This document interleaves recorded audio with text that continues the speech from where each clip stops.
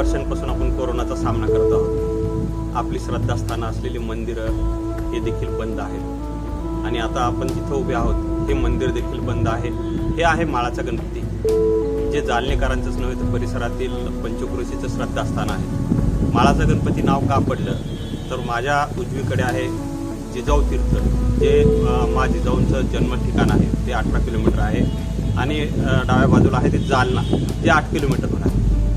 आणि ह्या दोन्हीच्या टेकाडावर मध्यभागी असताना, दोन्हीकडे उतार असताना हे माळावरचं वसलेले गणपतीचं ठिकाण आहे. जालना तालुक्यातील अहंकार देऊळगाव या शिवारात हे मंदिर आहे. कोरोनाचा काळ आहे, सर्वच मंदिरांमध्ये ही परिस्थिती आहे. मात्र मंदिरांवरचा देखभाल दुरुस्तीचा खर्च आहे.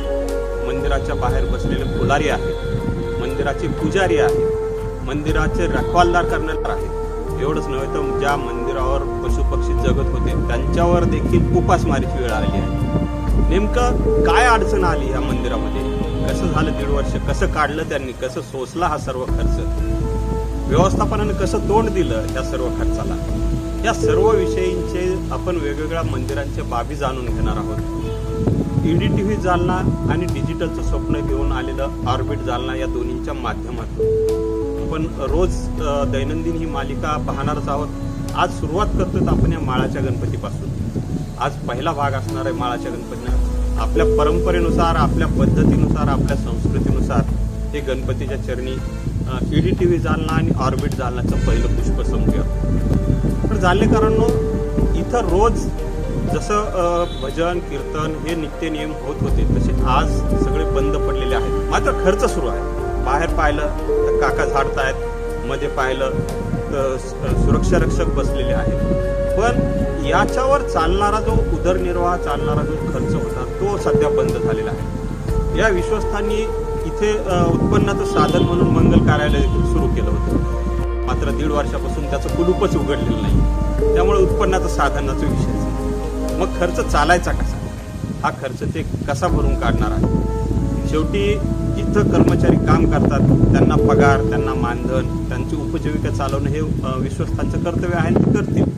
मात्र हा 1.5 वर्षाचा कार्यकाल त्यांच्यासाठी कसा गेला हे आपण जाणून घेणार आहोत.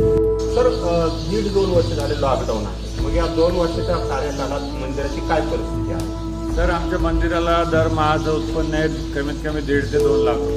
आता 2 वर्षानं हे लॉकडाऊन चालू असल्यामुळं 2 वर्षाचे समजा 40-50 लाख रुपये आमचे मंदिराचं संस्थांचं नुकसान झालेलं आहे. इथं आम्ही दरवर्षी कार्यक्रम करत होतो. श्रावणच्या महिन्यात भंडारे चालू होते, इथं लग्न कार्य चालू होते. पण हे सगळं काम बंद असल्यामुळं आता 7-8 कर्मचारी इथं कामाला आहे.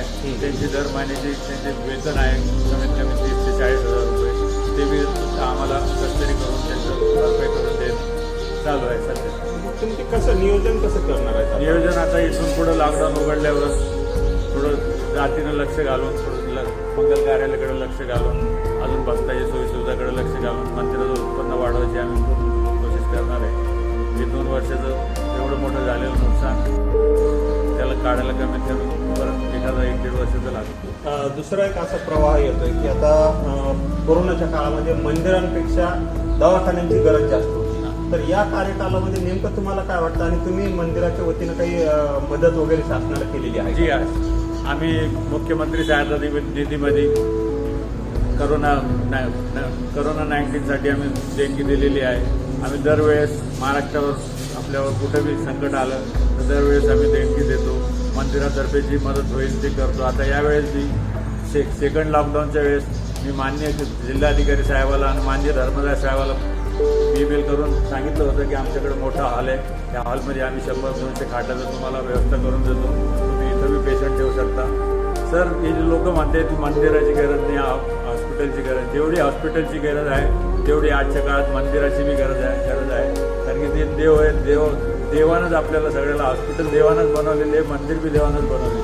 मंदिर आपल्या जागी आहे, हॉस्पिटल आपल्या जागी. आम्ही मदत करायला मंदिरवाल्यातर्फे नेहमी तयार आहोत. हे जे आम्हाला जे पैसे येते ते लोकांच्या सेवेसाठी देतो. आम्ही ती सेवा करायला कधी बी तयारच असतो.